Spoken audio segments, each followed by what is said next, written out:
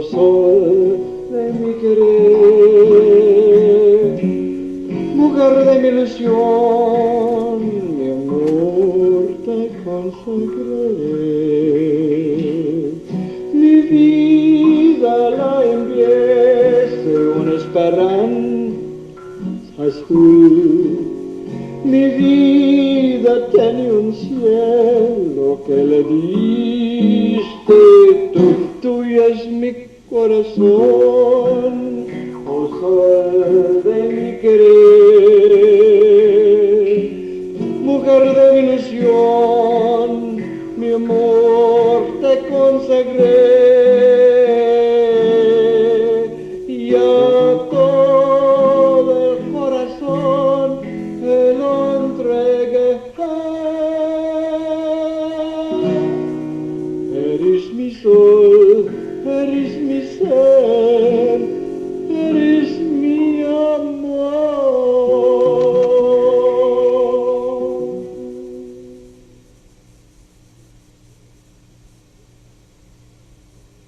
Ooh way way, ooh way way, ooh way way ham by hoy, which, of course, in Indian language means once upon a time, a long time ago, the Indians were having a big dance. A big dance. Uh-oh, Indian fell down. Because they had gathered much corn and many squashes and other things. Because the rain god had been very kind and sent many showers to make things grow big and tall. They were singing and making music with the dried shoulder blades of a sheep and a buffalo. And a fox on top of a high mesa beside the valley saw them dancing. He howled and howled in all directions, north and south, east and west, up and down, and into the prairie dog's hole. Blue foxes ran to him from the east. Yellow foxes came from the west. Gray foxes from the north. White foxes from Alaska. And black foxes from Alabama. Brothers, said the first fox to all of them, the Indians have much corn and many good things to eat. They are busy singing and dancing and will not see us. So let's all go down and help ourselves to the good things. How can we get down the cliff? Asked one fox, the stupid fox. We'll make a chain, replied the smart fox, by biting each other's tails. Then we can climb down the cliff. But not a fox, not one, must open his mouth, or the chain will be broken and we shall fall plumb to the bottom on the sharp, jagged rock. So the foxes all passed the polydent around for a firmer grip. And the first fox started down the cliff. The second fox caught and held his tail tightly between his teeth. The third fox caught the second fox's tail, and so on, until each fox of a different color held another fox's tail, and they made a long chain down the steep cliff.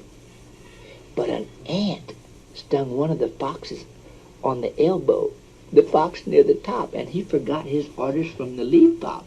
He opened his mouth to snap the ant and let the tail he held slip from between his teeth. Down fell all of the foxes on the sharp, jagged rocks below, and every one of them was killed.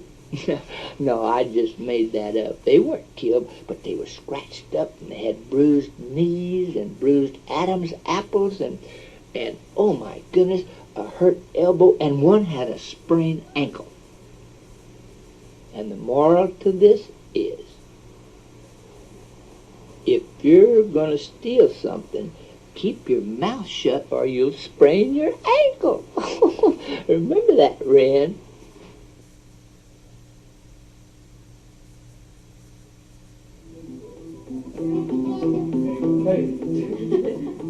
Hey, qué puntada, por favor. ¿Por qué me sirve el vino? Si no logro abastecerte mi destina, nunca llegues ni te tocan. ¿Qué punta? Te acusas y te tiras, mujer, agarrando nada todo mi querer. ¿Qué puntada te acusas y perdida, mujer, agarrando nada todo mi querer? Eres buena, eres bonita, no es todo esta boca. Eres como las campañas, nunca llegan ni te tocan. ¿Qué punta? Te acusas y perdida, mujer, agarrando nada todo mi querer. ¿Qué puntada te acusas y perdida, mujer, agarrando nada todo mi querer?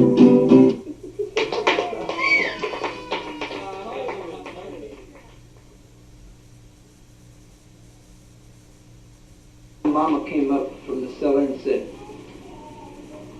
the children have been in a barrel of crackers and a barrel of nuts. See, we have a big barrel of crackers and a barrel of nuts in the cellar that we saved for all our celebrations at the Parkside Road.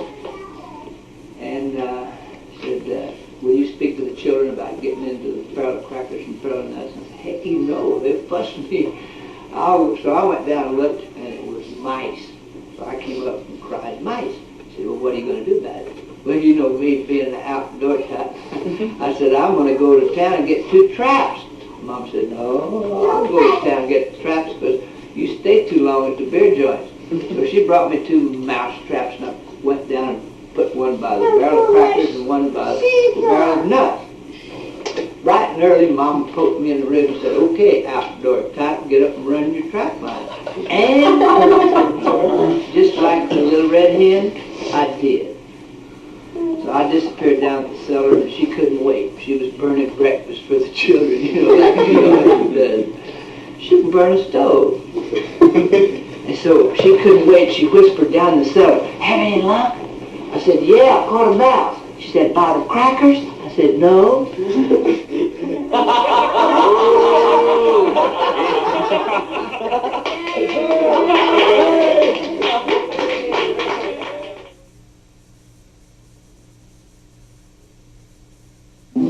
Ando borracho y ando tomando, el destino cambió mi suerte.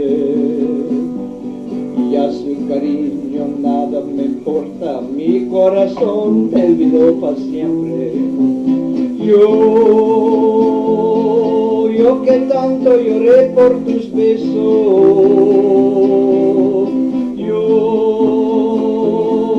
yo que tanto lloré por tus besos,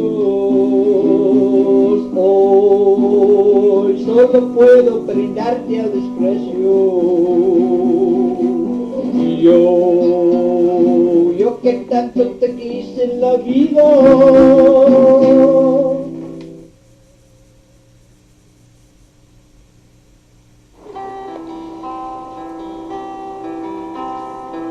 Nothing much happened in Looking Back this month, except the potato chip man came by. Then there was the moon. We try to tell folks who come by here to look at our town what a big, mean moon we have, but nobody will believe it.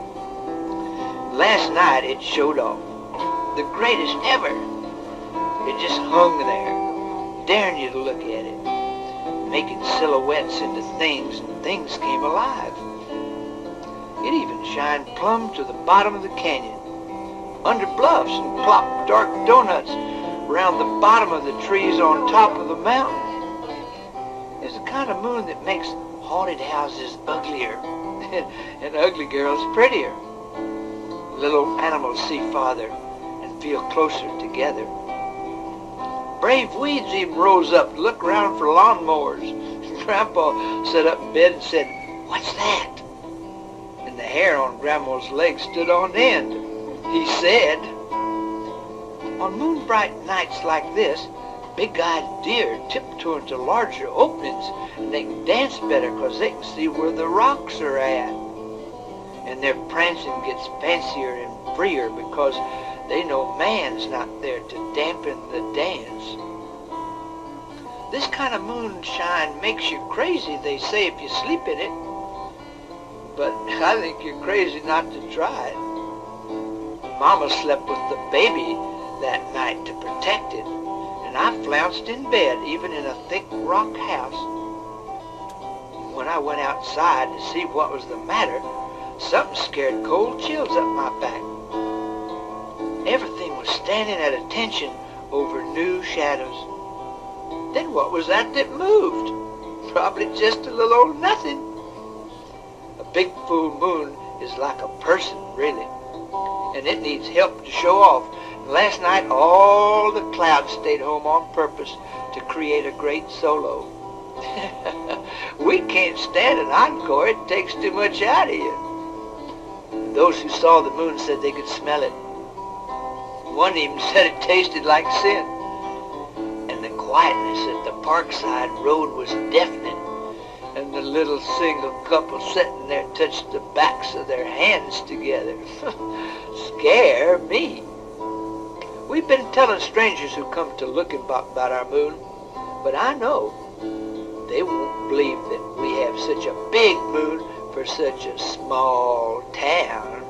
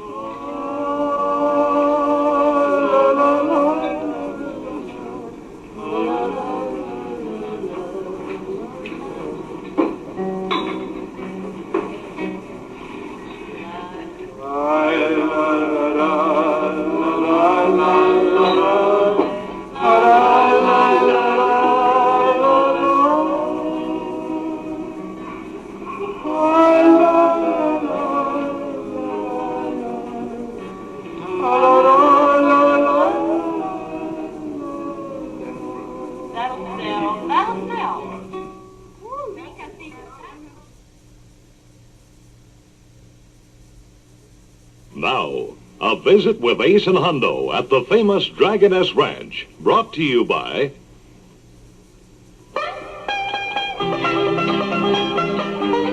As we approach the famous Dragoness Ranch, we find that our famous cowpoke duo of Ace and Hondo are engaged in another of their most unusual discussions. Listen.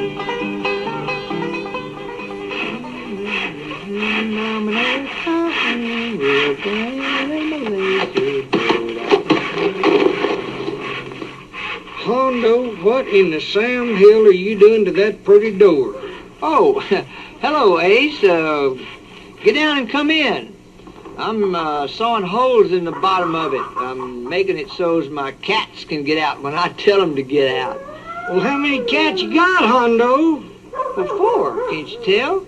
I'm sawing 4 holes in the bottom of this door. But you don't need 4 holes. What? Well, you don't need 4 holes. They could all go out one hole. Well, yeah, but man, when I say scat, brother, I mean scat. A visit with Ace and Hondo at the famous Dragoness Ranch has been brought to you by... This is your announcer, Mark Adams, inviting you to join us again next time for still another visit with Ace and Hondo at the Dragoness Ranch. A Visit with Ace Reed and Hondo Crouch is a Dragoness production.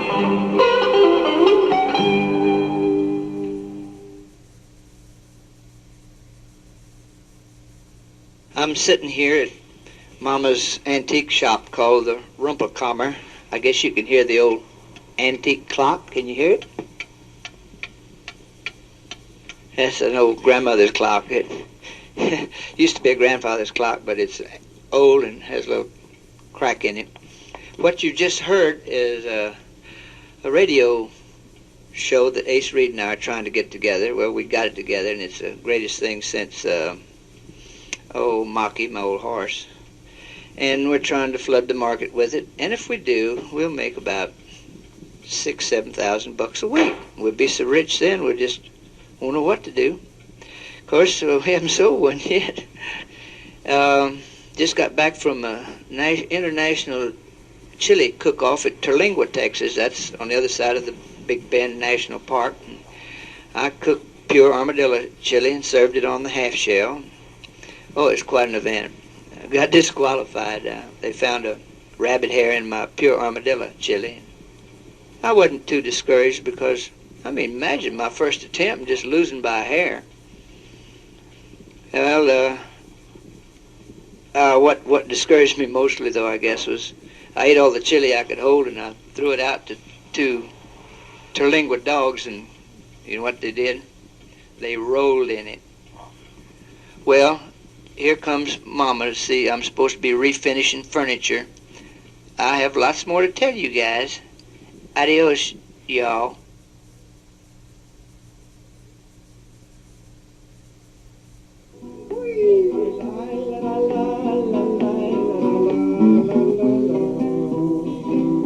Y al verme tan solo y triste cual hoja al viento, quisiera llorar, quisiera morir, hay sentimiento, oh tierra del sol, suspiro por verte. Y ahora que lejos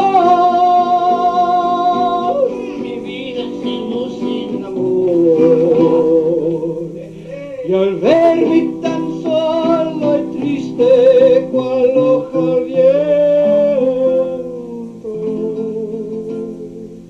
quisiera llorar, quisiera morir, esa sentimiento.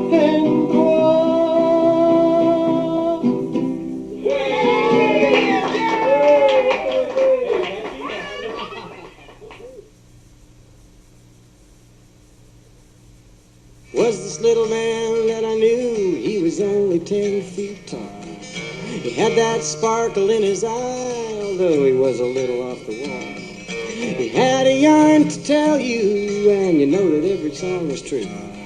From the little man in the cowboy hat with tobacco stains on his boots. Living in a loving Hondo, was kicking up his heel wherever he go. Living in a loving Hondo, he was a one-man rodeo.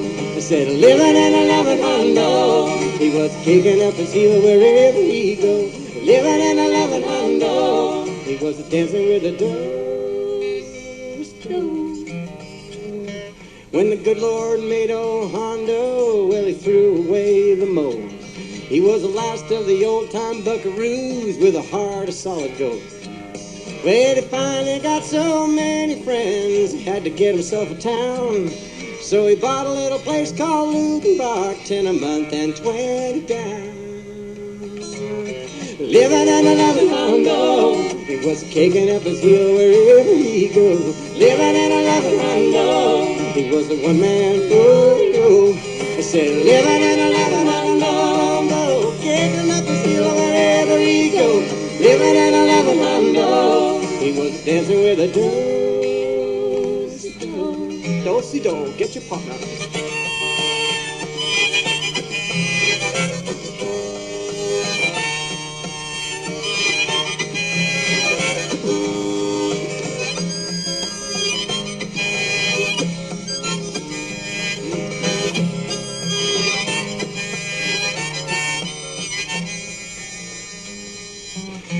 Ain't nobody ever met that man that didn't walk off with a smile. He had that special magic, I guess that you could call a style. He never cared who came to pick or just sit upon his couch. 'Cause everybody's somebody in the heart of Hondo Crouch. Living in a loving Hondo, he was kicking up his heel wherever he go. Living in a loving Hondo, he was a one-man rodeo. Living in a loving Hondo, kicking up his heel wherever he go. Living in a loving Hondo, he was dancing with a joy.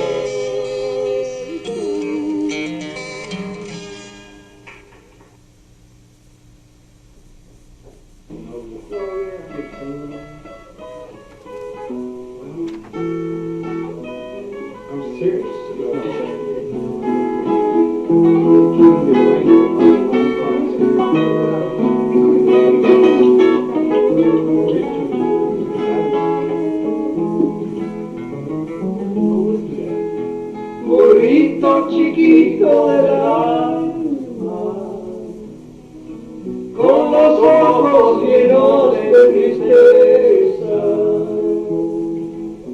las orejas largas y pesadas, y tan grandes como el corazón, y nunca se mira jugando, todo el tiempo estás trabajando. Pero creo que dentro del pecho el burrito está siempre cantando.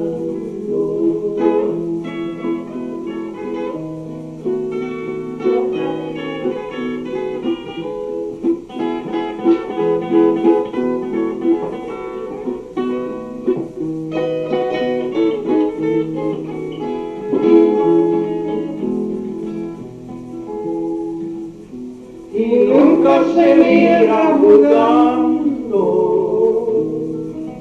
todo el tiempo estás trabajando. Pero creo que dentro del pecho el burrito está siempre cantando.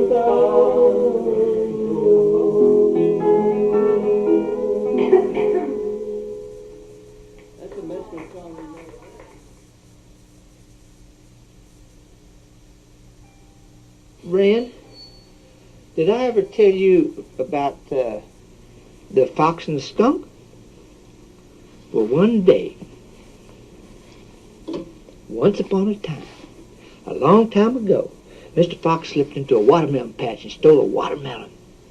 He saw Mr. Skunk coming, so he ran and climbed a tree to stay away from Mr. Skunk, because, you know, it just ain't nice eating watermelons around a skunk. But Mr. Skunk walked right under the tree and spoiled Mr. Fox's watermelon. Uh-oh. Dropped my watermelon. I shall get even with Mr. Skunk for spoiling my melon, said the fox. And down he jumped from the tree. He was so angry he ran up to Mr. Skunk and said, I'm going to have a fight with that striped thing. And he found out he couldn't whip Mr. Skunk. Boy, there was a little odoriferous battle going on there. So he decided to join him. If you can't whip him, join him. So he made friends with him. And they walked along together for a short distance. And then Mr. Fox looked up and said, Heavens, it's going to rain. It's already thundering in Oklahoma. Let me make a bag to put you into, Mr. Skunk Man, and keep you dry and fluffy. And I can find a hole somewhere for myself, said the fox. So he made a bag for the skunk. And all the time he was making it, Mr. Skunk was so happy, just jumping around, singing and dancing with joy and doing flips and combing his hair. When it was finished, Mr. Skunk crawled in and Mr. Fox tied him in and fastened him up to the limb of a tree. Had a skunk in a bag. Here comes the truck. Hear it? Then the fox picked up a handful of pebbles and threw them over the bag to make the skunk think that it was raining. And the skunk was happy he was dry and it was raining. He took another handful of pebbles, then a handful of larger rocks, then still larger rocks, until he threw big, giant rocks that hurt Mr. Skunk. It hurt him all over. Ouch! He cried in skunk language. But Mr. Fox threw bigger and bigger rocks until he had bruised Mr. Skunk all over his black and white body. Then he left him to get out the best way he could. Now, said Mr. Fox, I can have all the watermelons I want, and there's no one to spoil them for me. So he trotted off for another melon. But while Mr. Fox was selecting his watermelon, an Indian boy came walking along with his bow. He owned the patch. And the Indian boy up and pierced him with an arrow. And to this very day, Mr. Fox carries the scar from that arrow in his right front shoulder, right above the pectoralis major. Ain't that? Well, how does that grab you? Now, I guess, Ren, the lesson of this story is just don't you ever forget how well your grandpa knows his human anatomy.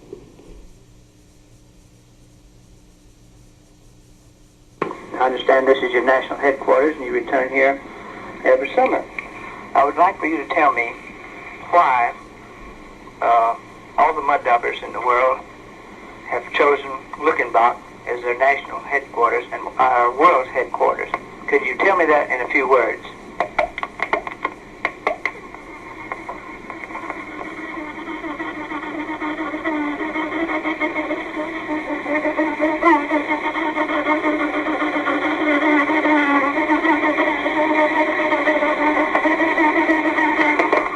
I see.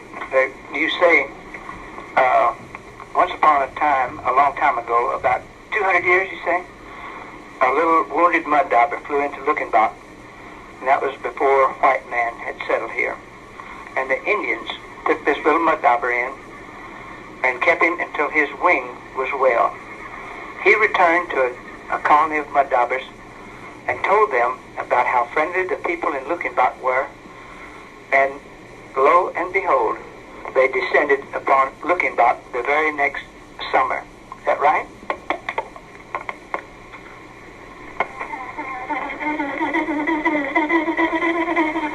Oh, thank you. And now I would like to ask you why you mud daubers have chosen the grocery store, post office bill joint to build your nest.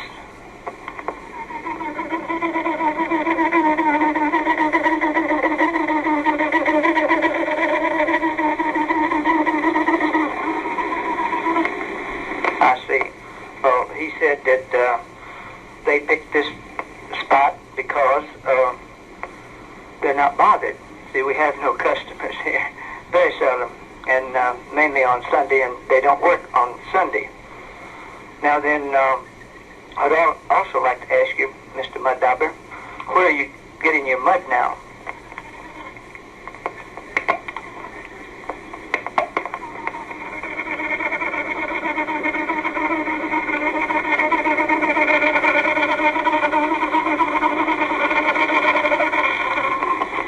Thank you, Mr. What? Oh, I mean, Mrs. Mud Dauber, I forgot. I didn't see your lace panties. And now, could you tell me in just a few short buzzes where you're getting your mud?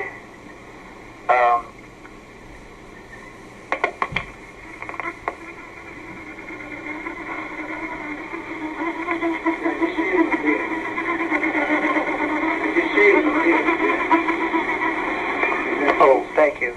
You said, folks, this little mud dauber said that they get the mud out of beautiful downtown Grape Creek that comes through downtown Luckenbach.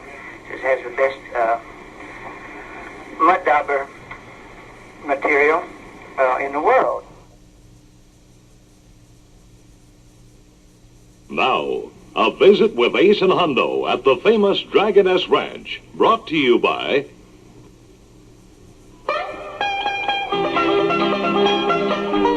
As we approach the famous Dragoness Ranch, we find that our famous cowpoke duo of Ace and Hondo are engaged in another of their most unusual discussions. Listen.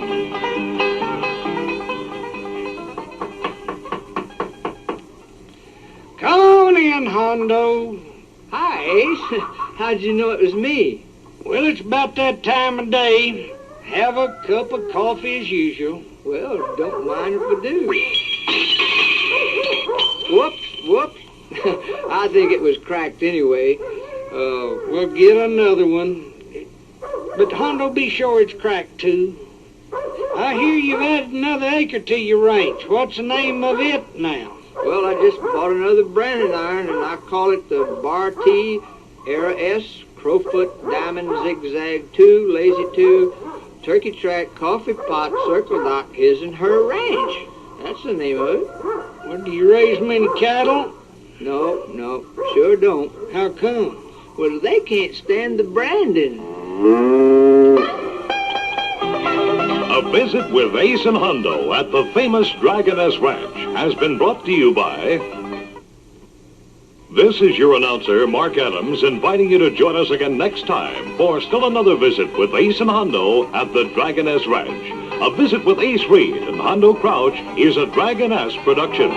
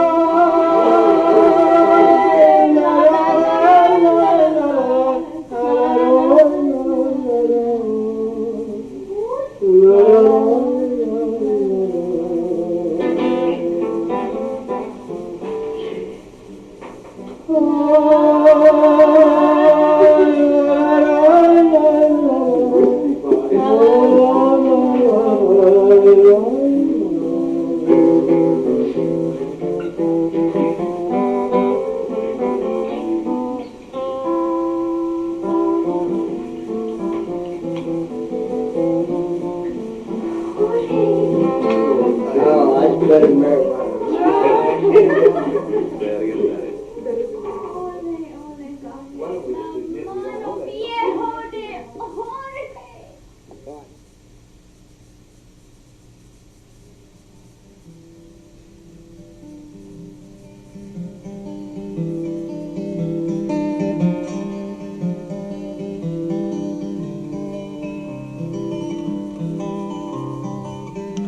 Nothing much happened last month in Looking Back, except the potato chip man came by.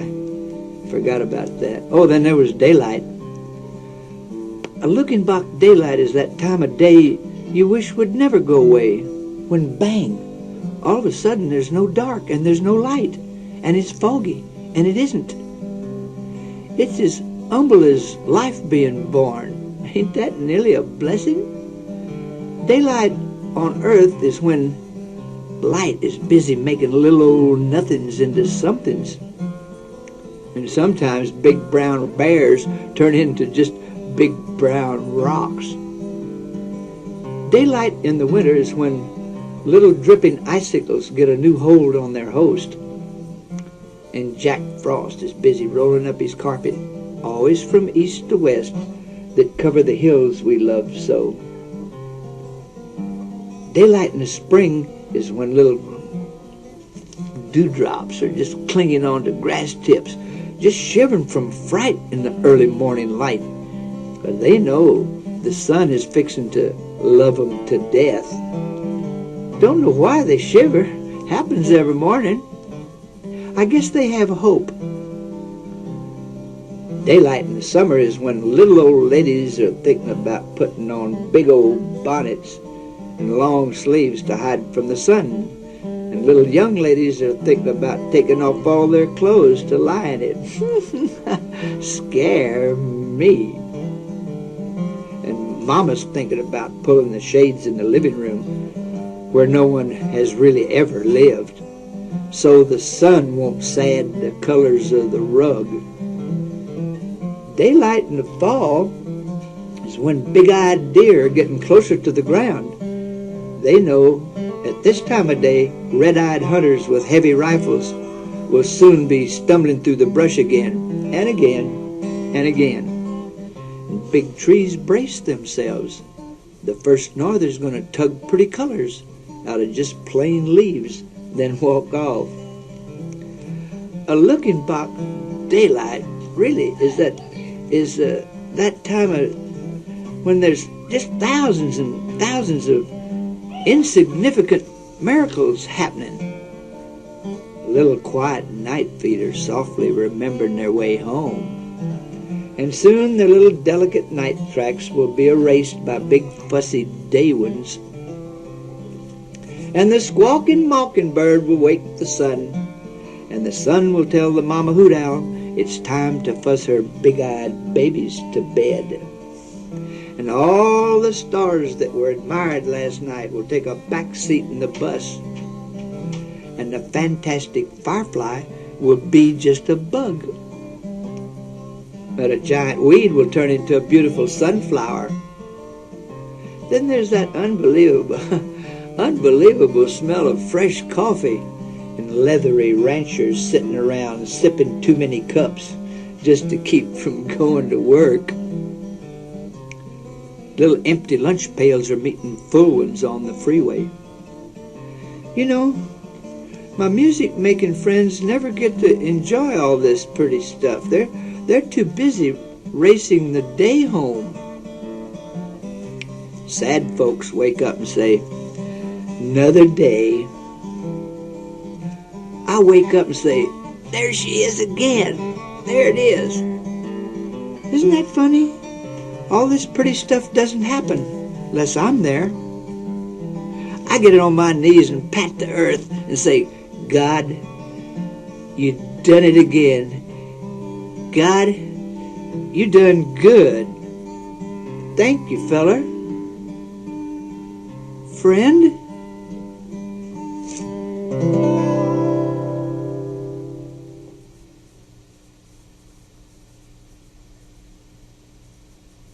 Hondo.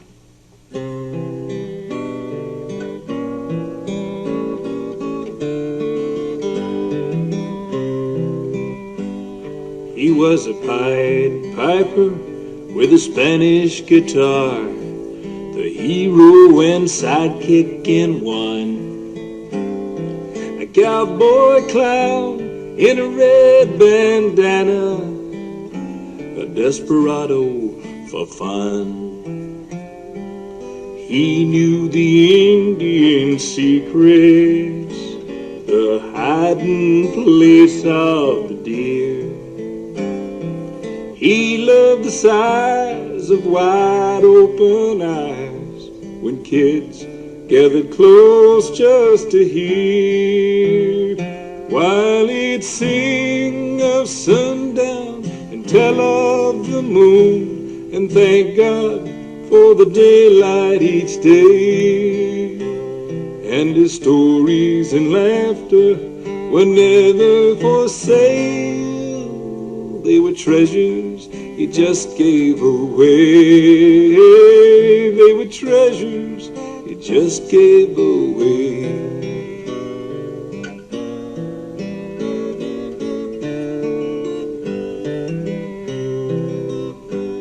He told me of birds that flew backwards, how he could swim in the track of a cow.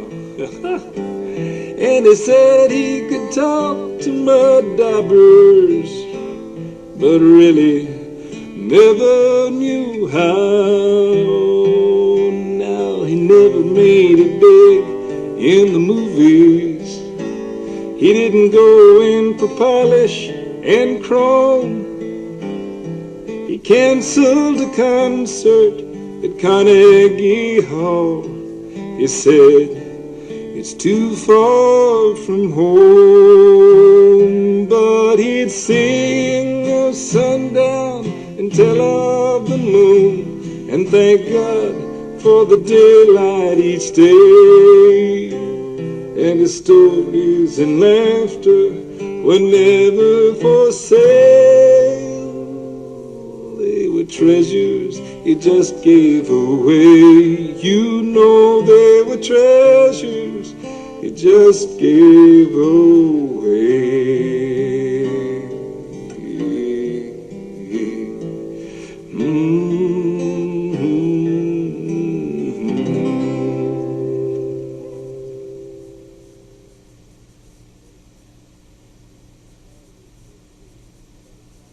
Sorry this tape isn't of better quality.